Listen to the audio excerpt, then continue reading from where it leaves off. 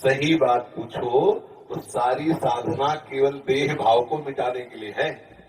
देह भाव मिट्टी, जो भाव करो वही आनंद में डूबो, चाहे आत्म स्वरूप ब्रह्म भाव करो, चाहे भगवत भाव करके सखा सखी गोपी गोपा जो चाहो भाव कर लो, क्योंकि आत्मा स्वरूप कैसा भाव करो जैसा।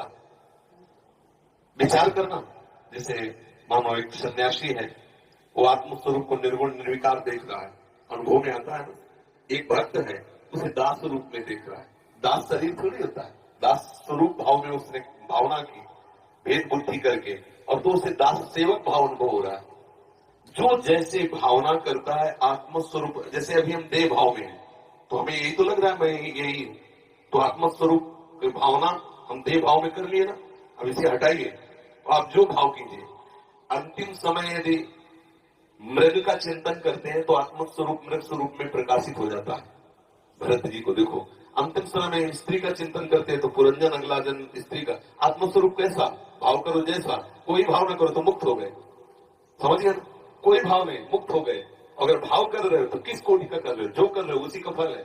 अपने लोग क्या भगवत भाव, अपने लोग क्या सखी भाव, अपने को सखा भाव, अपने को दास भाव, जो भाव करो तो वो आपको प्रभु ऐसे ही अनुभव, आत्मस्वरूप प्रभु है। और कोई भाव नहीं तो जीवन मुक्त हो गए। समझ में आ रहा है ना? आत्मस्वरूप कैसा भाव करो जैसा, और कोई भाव न करो तो इसे कहते हैं निराकार और निर्विकार चिदानंद में स्वरूप।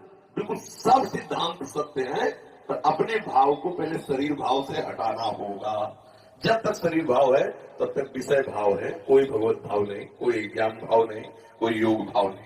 योग में भी चित्तवृत्ति का निरोध करके विषयों से हटाकर आप परमात्मा स्वरूप प्रभु में लगाया जाता है। ज्ञानी जन देह भाव का नाश करके अपने स्वरूप में स्थित हो जाते हैं। भक्तजन देह भाव का नाश कर भगवत स्वरूप में, जिसे आत्मा कहते हैं ज्ञानी जन, भक्तजन उसे भगवान कहते हैं, योगी जन उसे परमात्मा कहते हैं। तो वही एक तत्व, समझ रहे ना? ये देह भाव हटाना, तुम पुरुष न थे ना हो न रहोगे। ये पोशाक पुरुष के धारण करने से कोई पुरुष नहीं हो जाता, पर ये भाव मिटना बड़ा कठिन है, इसीलिए साधन में लगाया जाता है। अगर भाव अभी समझ में आ जाए तो अब भी आत्मा का कोई बंधन नहीं है। इसीलिए मोक्ष भी झूठा और बंधन भी झूठा। अब वो कोई कहेगा शास्त्रों में इतना मोक्ष का महिमा लिखी है, तो मोक्ष भी झूठा है और बंधन भी झूठा है। जब बंधन ही झूठा है तो मोक्ष कैसा, किसका? सहज स्वरूप मुक्त आत्मा का कभी बंधन हुआ ही नहीं, तो झूठा ही तो है मोक्ष। बता, हाँ बताओ, कभी आत्मा का बंधन हुआ क्या? कभी आत्मा के त्रिकाल में कहीं बंधन शास्त्र में लिखा हो तो मैं बताओ। तुमने माना, तुम्हारी मान्यता ही बंधन हो, तुम्हारी मान्यता ही मोक्ष है। तब के वो मान्यता जितनी जल्दी तुम बंधन से हटा पाओ उतनी जल्दी मोक्ष को प्राप्त हो गए। यही मोक्ष है, न बंधन है न मोक्ष है।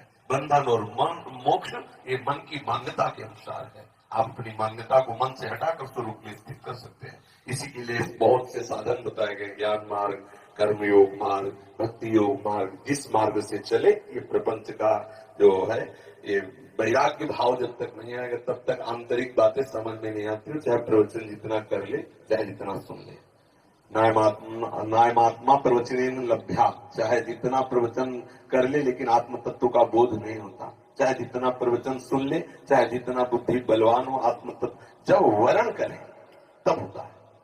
हमारा लक्ष्य दृढ़ हो जाए और साफ बाहरी। आज हम चाहे जितना सुने, व्यवहार कोई सत्य मान रहे, देख लीजिए, छोटी छोटी बात में प्रतिकूलता, अनुकूलता, लड़ाई झगड़ा, राग द्वेष कहाँ है? केवल बातें केवल हो रही। आत्म तत्व बोध की तरफ या भगवत मार्ग की तरफ सच्चाई से चलने लगो, अंदर ही मार्ग दिखाई देने लगेगा, अंदर ही प्रकाशित हो जाता है मार्ग। साधकों को ज्यादा माथापच्ची नहीं करनी पड़ती। जैसे एक यमुना स्नान करने शिष्य जा रहे थे तो गुरुजी ने टार्च दी, अंधेरा था, एकदम धीमी सी एक पैर दिखा। बोले गुरुजी इससे लक्ष्य की प्राप्ति कैसे होगी, बहुत कम प्रकाश। बोले जितना एक पैर के लिए प्रकाश है बस वो पैर बढ़ाते चले जाओ, तो हर पैर में प्रकाश मिलेगा, आप लक्ष्य तक पहुंच जाएंगे। बस ऐसे ही हमें जो नाम मिला है, थोड़ा चिमचिमाहट सी लग रही है आनंद की, उतने भी आप चलना प्रारंभ कर दो, आपको लक्ष्य तक पहुंचा देंगे। होता क्या है, हम इस बात में परेशान रहते हैं, ये मंत्र नहीं वो मंत्र, मंत्रों से कुछ नहीं होना, चिंतन से होना है। आप चिंतन सुधार लो, अभी ठीक हो, अभी आनंद आ जाएगा। कुछ न जपे, कुछ न जपे, कुछ न चाहे, जीवन मुक्त हो गए।